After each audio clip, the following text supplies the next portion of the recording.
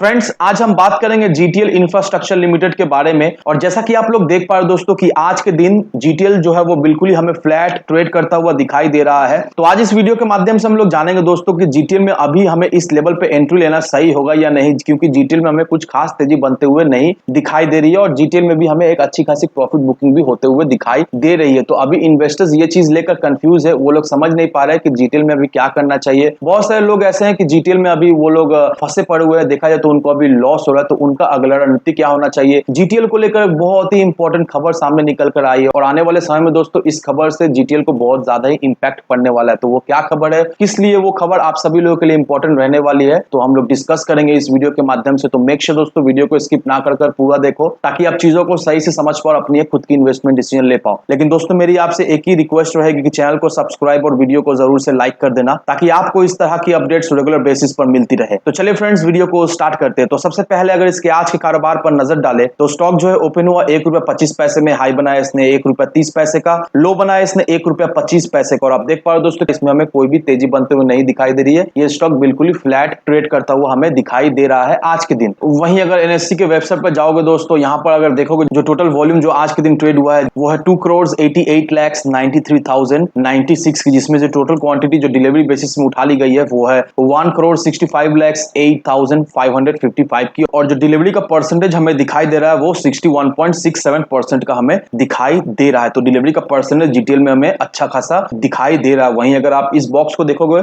यहाँ पर बाय और सेल क्वांटिटी आपको दिखाई दे रहा होगा। जो टोटल क्वांटिटी जो अभी सेल ऑर्डर पर लगा पड़ा हुआ है वो है 1,40,87,341, और जो टोटल क्वांटिटी जो बाय ऑर्डर पर लगा पड़ा हुआ है वो है 2,31,02,233, और ये क्वांटिटी जो है वो ₹1.25 पे लगा पड़ा हुआ है। और 1,40,40,00,000 के करीब जो क्वांटिटी जो सेल ऑर्डर पर लगा पड़ा वो ₹1.30 और ₹1.35 पर लगा पड़ा हुआ है। तो अभी देखा है तो जीटीएल में हमें अच्छा खासा बायर आते हुए दिखाई दे रहे। इस लेवल पर भी जीटीएल में हमें अच्छा खासा बाई ऑर्डर लगता हुआ हमें दिखाई दे रहा है। वहीं अगर आप इसके वॉल्यूम पर नजर डालोगे दोस्तों, एक महीने पहले का जो वॉल्यूम हुआ करता था 7 करोड़ का, एक वीक में जो वॉल्यूम हुआ है वो 6 करोड़ का हुआ है। कल के दिन का जो वॉल्यूम हुआ था वो 2 करोड़ का हुआ था, और आज के दिन का जो वॉल्यूम हमें दिखाई दे रहा है वो 9 करोड़ का दिखाई दे रहा है। तो आज के दिन जीटीएल में हमें जबरदस्त वॉल्यूम के साथ कामकाज करता हुआ दिखाई दे रहा है। साथ ही साथ इसका डिलीवरी परसेंटेज भी हमें अच्छा खासा दिखाई दे रहा है, 61% से भी ज्यादा डिलीवरी परसेंटेज हमें दिखाई दे रहा है। वहीं अगर कल के डिलीवरी परसेंटेज से कंपेयर करेंगे दोस्तों, कल का डिलीवरी परसेंट हमें काफी अच्छा खासा दिखाई दिया था, 93.37% का हमें डिलीवरी परसेंटेज दिखाई दे रहा है। दैट मींस दोस्तों जीटीएल का डिलीवरी परसेंटेज देखकर हम ये तो कह सकते हैं कि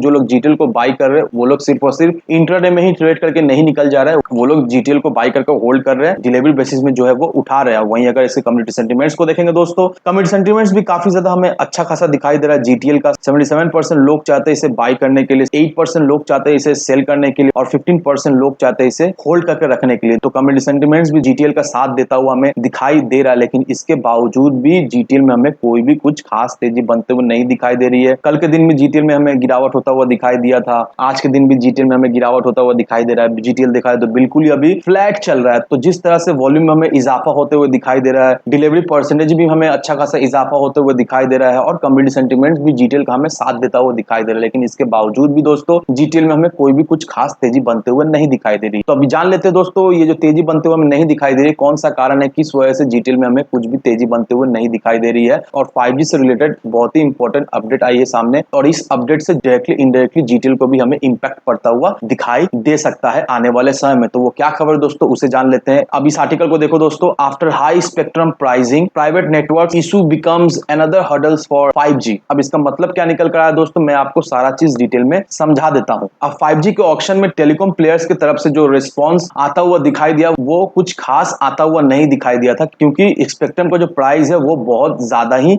हाई रखा गया था। इस वजह से टेलीकॉम प्लेयर्स के तरफ से कोई भी अच्छा कुछ खास रिस्पॉन्स आता हुआ हमें नहीं दिखाई दिया। और अभी जो इशू आ रहा है वो इशू आ रहा है प्राइवेट नेटवर्क की तरफ से। अब ये क्या इशू है दोस्तों, डिटेल्स में हम लोग जान लेते हैं। अब दोस्तों टेलीकॉम इंडस्ट्रीज और टेक्नोलॉजीज कंपनी के बीच में अभी क्लैश चल रहा है 5G को लेकर, और इस वजह से 5G टेक्नोलॉजी को आने में अभी डिलेज पे डिलेज हमें दिखाई दे रहा है। अब इंडिया जो है वो बहुत ही हमें पीछे होते हुए दिखाई दे रहा है अगर हम लोग बात करें 5G के टेस्ट के बारे में, और इस वजह से ऑक्शन प्रोसीड्यूर जो है वो भी उसमें भी हमें डिलेज होता हुआ दिखाई दे रहा है। अब टेलीकॉम प्लेयर्स और cellular operators association of India, जिसे हम लोग COAI के नाम से भी जानते हैं, इन दोनों के बीच में अभी फाइटिंग चल रही है। इन दोनों के बीच में जो है वो अभी लफड़ा चल रहा है। वो क्या लफड़ा चल रहा है दोस्तों? अब टेलीकॉम प्लेयर्स ने ये कहा है कि अगर सरकार जो है वो प्राइवेट एंटिटीज को 5G स्पेक्ट्रम जो है वो ऑक्शन करती है तो वो लोग बिजनेस जो है वो नहीं करेंगे। और दूसरी तरफ ब्रॉडबैंड इंडिया फोरम जो कि टेक्नोलॉजी कंपनी को रिप्रेजेंट करती है, उनका ये मानना है कि अगर सरकार प्राइवेट इंटरप्राइज को जो है वो एक स्पेक्ट्रम जो है वो एलोकेट कर देती है, उससे क्या होगा, उससे सरकार का रेवेन्यू में अच्छा खासा बूस्ट आएगा और आने वाले समय में उनको कोई भी सिक्योरिटी से रिलेटेड जो है वो इशू आता हुआ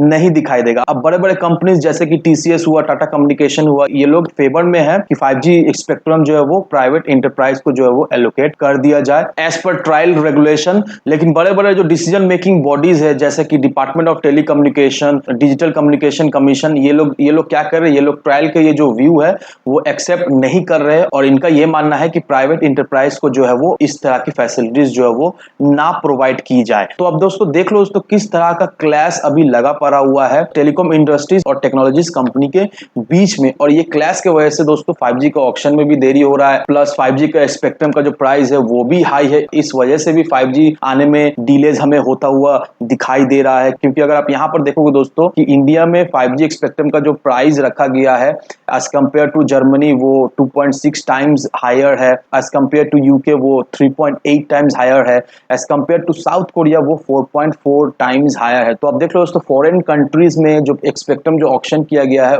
उसके कंपेयर में इंडिया में जो 5G स्पेक्ट्रम ऑक्शन होता हुआ हमें दिखाई दे रहा है उसका प्राइस में हमें बहुत ज्यादा डिफरेंस होता हुआ दिखाई दे रहा है। और रिसेंटली गवर्नमेंट ने भी क्लोज टू 35% के करीब जो प्राइस है वो कमाया था, लेकिन 35% के करीब प्राइस को ड्रॉप करने के बावजूद भी टेलीकॉम कंपनीज को अभी भी लगता है कि स्पेक्ट्रम का प्राइस जो है वो बहुत ज्यादा ही हाई रखा गया है इंडिया में। और इस वजह से दोस्तों 5G टेक्नोलॉजी आने में इंडिया में डिलेज पे डिलेज हुआ जा रहा है, क्योंकि अभी भी टेलीकॉम कंपनीज और सरकार के बीच में कुछ सेटलमेंट ठीक से नहीं हो रहा है, मिसकम्युनिकेशन भी काफी ज्यादा है और अभी टेलीकॉम इंडस्ट्रीज और टेक्नोलॉजी कंपनी के बीच में भी क्लैश हमें होता हुआ दिखाई दे। तो ऑल ओवर ये सारे फैक्टर्स के वजह से दोस्तों 5G आने में हमें डिले होता हुआ दिखाई दे रहा। और दोस्तों ये बात आप जान के रखो कि जब तक ये सब मामला सुलझ नहीं जाता है, 5G रोल आउट होना शुरू नहीं होता है दोस्तों, तब तक आप जीटीएल में अगर दूरी बनाए रखे तो ही अच्छा है। क्योंकि आप लोग सभी अच्छी तरीके से जानते हैं कि जीटीएल का बैलेंस शीट पूरा हिला पड़ा हुआ है, जीटीएल फाइनेंशियली पूरा वीक कंपनी है। लेकिन आप ये भी बात जानते हैं कि ऑलमोस्ट सारे टेलीकॉम कंपनीज के साथ जो है वो जीटीएल टाई अप में है। जीटीएल सारे टेलीकॉम कंपनीज को जो टावर्स प्रोवाइड करती है, बहुत सारे सर्विसेज भी देती है। तो अभी जिस पोजीशन में जीटीएल खड़ा है उस सिचुएशन से जीटीएल तभी बाहर होगा जब 5G रोल आउट होना शुरू हो जाएगा, जब 5G धीरे धीरे करके इंडिया में यूज होना शुरू हो जाएगा, तभी जाकर जीटीएल हमें सुधरता हुआ दिखाई देगा। लेकिन जब तक ऐसा नहीं होता है दोस्तों, जीटीएल बहुत ही रिस्की स्टॉक रहने वाला है। तो अगर आप सोच रहे हो जीटीएल में इन्वेस्ट करने का दोस्तों, तो मेक श्योर दोस्तों आप उतना ही पैसा इन्वेस्ट करें जितना अगर आपको लॉस हो जाए